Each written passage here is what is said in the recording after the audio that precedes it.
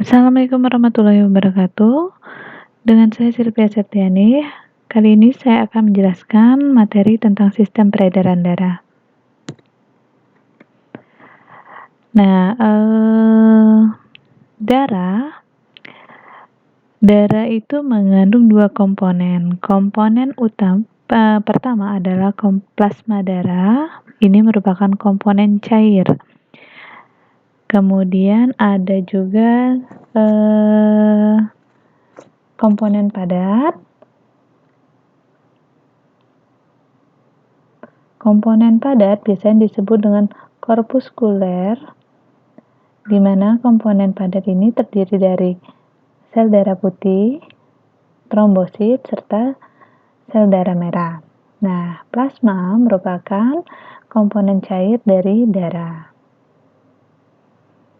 Nah, jumlah plasma ini cukup banyak ya, sekitar 52-62%. Kemudian sel darah putih ini dan trombosit sekitar kurang dari 1%, kemudian sel darah merah 38-48%.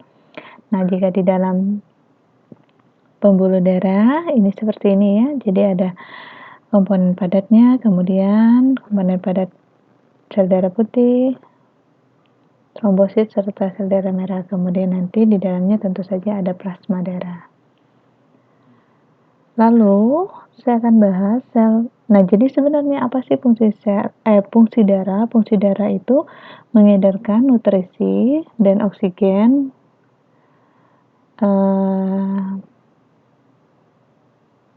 ke dan dari sel ya.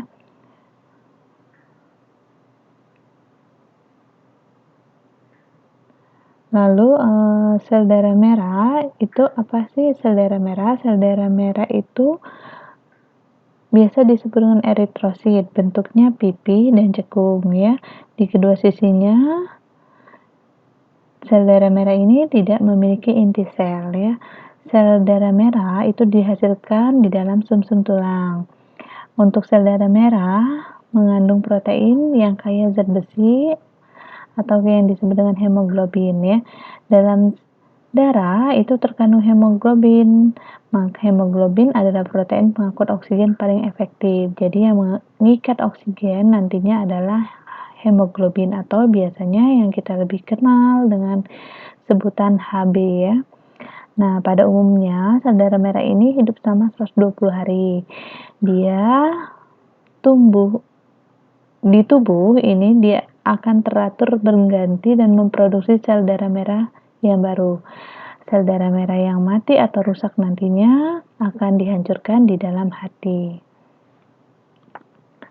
Nah, berikutnya adalah sel darah putih. Sel darah putih atau leukosit ini punya nukleus atau punya inti dan memiliki gerak yang independen. Untuk bentuknya, sel darah putih tidak tetap. Sel darah putih ini fungsinya melawan infeksi sebagai bagian dari sistem kekebalan tubuh. Jadi jika ada infeksi dari luar, sel darah putih nanti akan membentuk sistem kekebalan tubuh. Nah, di dalam sel darah putih ini juga dihasilkan protein khusus. Nanti yang kita sebut dengan antibodi ya. Antibodi ini punya tugas untuk mengidentifikasi dan melawan benda asing, baik itu bakteri atau virus atau patogen lain yang masuk ke dalam tubuh. Nah, untuk sel darah putih itu ada 5, ada neutrofil, eosinofil, basofil, monosit, limfosit ya. Nah, sebenarnya sama fungsinya pada dasarnya adalah untuk melawan benda asing, baik itu bakteri, virus atau patogen lainnya yang masuk ke dalam tubuh dan bertindak sebagai antibodi dalam tubuh, kemudian sebagai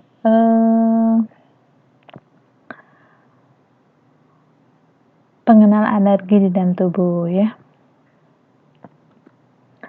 Lalu berikutnya trombosit. Trombosit ini merupakan keping-keping darah. Nah, keping-keping darah ini dihasilkan oleh sel-sel besar dalam sumsum tulang.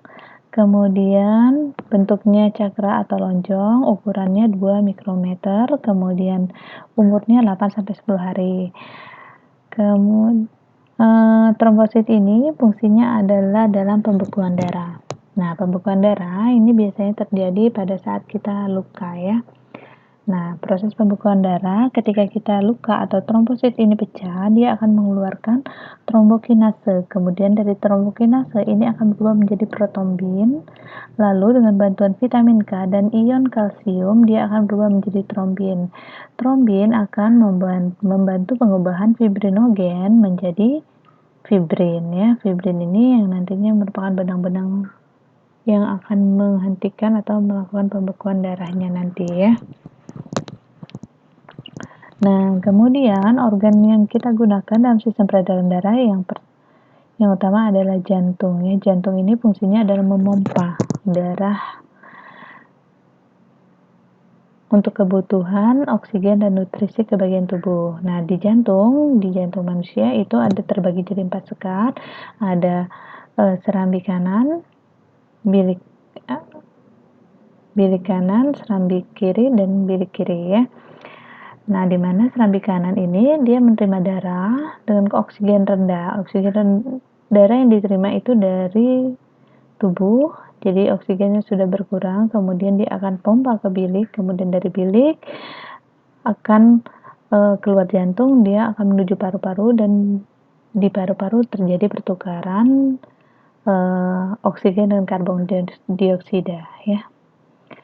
Nah, untuk bagian-bagian jantung sendiri ini ada seperti ini ya.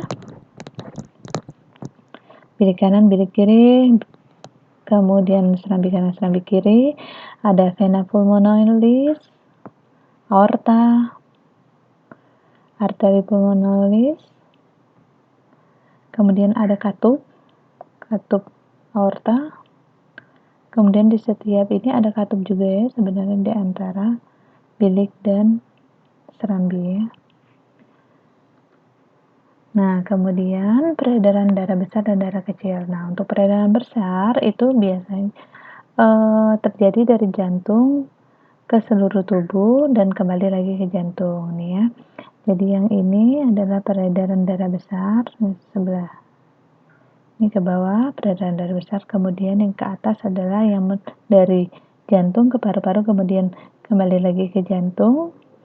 Itu peredaran darah kecil ya. Nah, untuk peredaran darah besar, darah yang kaya oksigen dipompa ke bilik kiri. Jadi darah yang sudah di sini sudah kaya oksigen kita pompa ke bilik kiri. Kemudian nanti akan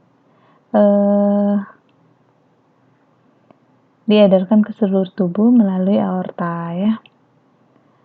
Lalu untuk peredaran darah kecil, darah yang mengandung banyak CO2, jadi dari sini tadi, dari seluruh tubuh, nanti di sini masuk ke dalam serambi kanan. Nah, serambi kanan ini nanti banyak yang sedikit oksigen atau banyak CO2, kemudian dipompa ke bilik kanan, kemudian melalui pembuluh arteri pulmonalis, dia akan dipompa ke paru-paru. Jadi di dalam paru-paru nanti darah yang banyak CO2 akan ditukar dengan oksigen, kemudian nanti baru balik lagi ke